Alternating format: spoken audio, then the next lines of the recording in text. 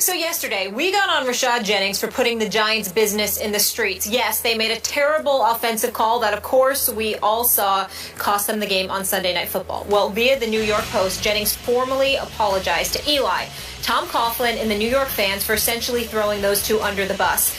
Stephen A., what impact is this apology going to have on the Giants moving forward? Well, I don't know Rashad Jennings personally, so I want to give him a lot of credit for apologizing. I want to take him at his word from the perspective that he was genuine, that he had no idea that it would blow up to this point where people were looking at him and questioning, his professional integrity, how he could throw the quarterback for the team under the bus the way that he did. Maybe he didn't surmise that it would elevate to this point. I don't know how that's possible, but it is possible, I guess. And so his willingness to come out and so clearly and emphatically apologize, I think he needs to get a lot of credit for that. Having said that, I would view him with a raised eyebrow moving forward. And there's very little that I would trust him with.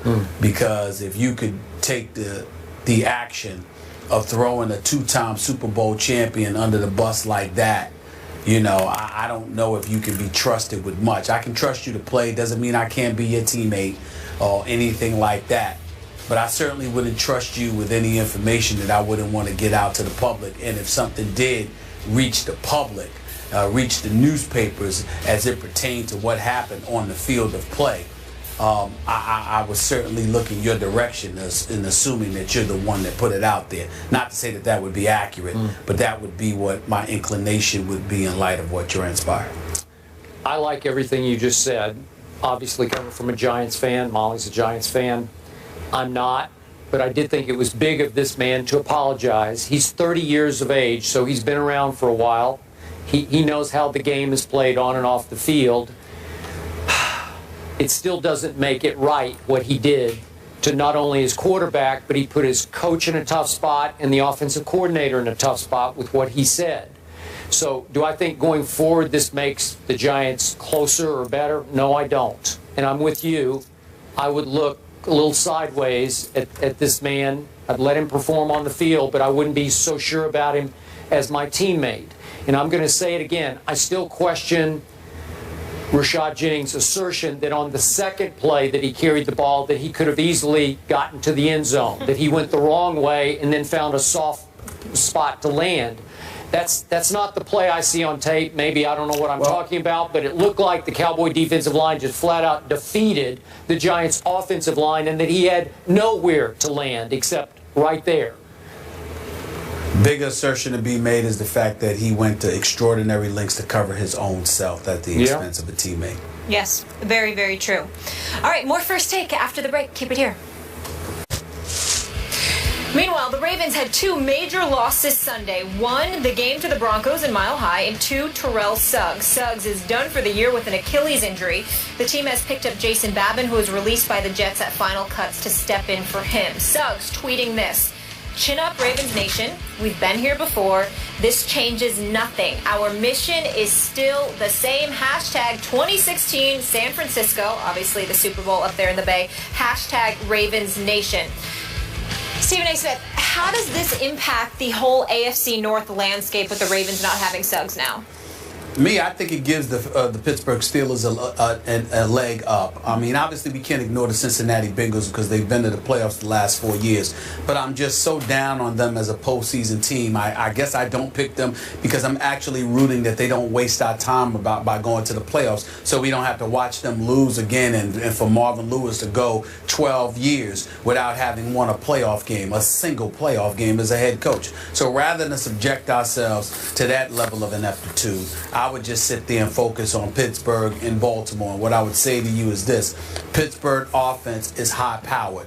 Once Le'Veon Bell comes back and Martavius Bryant comes back, it'll be even better. Hopefully Pouncey will be coming back as well. The defensive side of the ball makes them highly questionable, but I've got to believe that at some point in time, they won't look as ridiculously awful as they did to open the season. Having said all of that, I look at Baltimore, and my question is, even though I think that losing Terrell Suggs is a devastating loss. Their defense is still going to be big time with Jimmy Smith, with Webb, with C.J. Mosley and those boys. I believe in that defense, but I do think, Skip, they've lost a little something because you don't just replace Terrell Suggs, who combined with Mosley for 29 sacks last year. That's a hard thing to replace. And I think that how you offset that is by producing more offensively. And then that leaves me questioning. That means I have to rely on Flacco even more. Even though he had an outstanding year last year, I don't think that that's going to be the case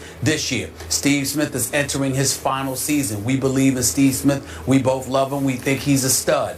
But Torrey Smith is gone. And when I look at what they have in Perriman, we just don't know what he's going to be able to deliver. So all of those things being considered, even though I like Forsett a lot and what he's capable of doing, everybody knows him now. He's not going to surprise anybody. I just think the loss of Suggs from a motivational perspective as well as from a production perspective, you don't just lose him and things remain the same.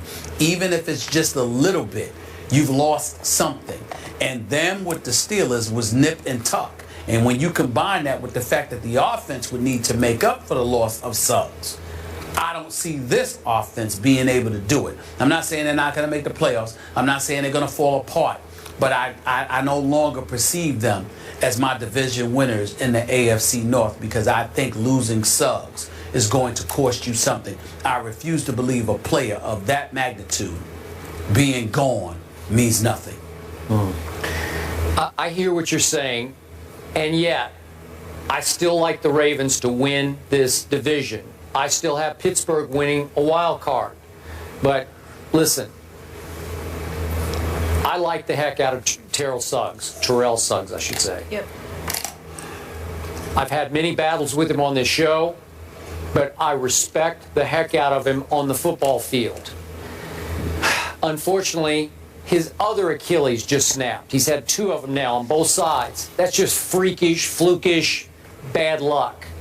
I don't know what it is. I can't explain. That's the most inexplicable injury of all the injuries. Is why your Achilles, when you're basically doing nothing, just snaps. I guess it's just meant to be. So I feel for him. But he's going on 33 years of age, and even though I completely agree with you on the leadership side, the experience side, the presence side of having Suggs in your locker room and on your sideline and in your defensive huddle and sometimes in the backfield on 3rd and long, I get all that. But in this game last Sunday at Denver, big opening game for them, place where they've been very successful. Man, I look at his stats, there aren't any.